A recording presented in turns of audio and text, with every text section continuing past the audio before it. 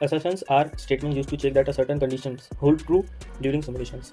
As I said in previous video, that a verification engineer get a specifications, that in that specification there is specified signals that we have to check, and that specified signal behavior is also mentioned in that specification.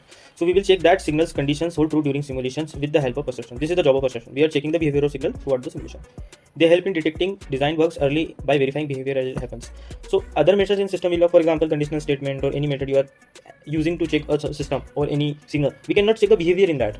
Behavior can only check by the assertions. Therefore it is important. And these assertions has two types. One is immediate assertion and second is concurrent assertion.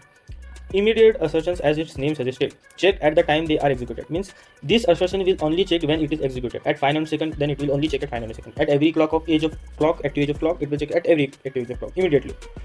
And concurrent assertions, for example, if you are checking any protocol, for example, P enable is active high in APP protocol. After one clock cycle, we need to check that P select should be high. Then we will use concurrent assertions for checking this type of behavior. Checked over time across the clock cycles. It will check throughout the clock cycle.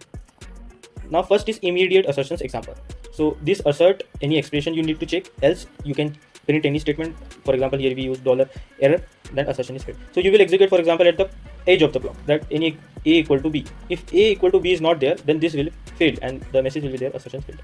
Second example is about at every age of the clock, passage age of clock, data valid is a signal. If it is not there, then the fatal error. Fatal is also your system task for your assertions. Like data is not valid at time, %0 time, at what time there will be time, and $time.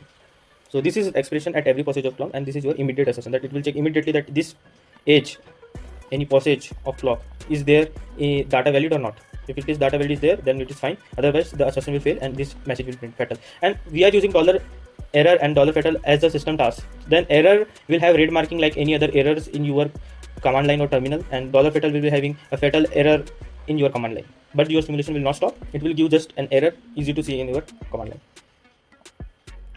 Second is our concurrent assertions.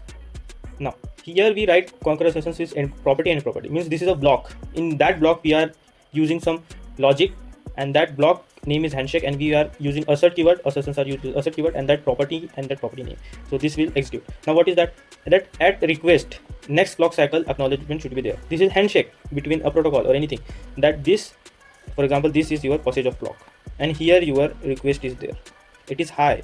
Then at next clock cycle, next age of clock cycle, acknowledgement should be high. This behavior is checked by your assertion handshake. So this is your concurrent assertion.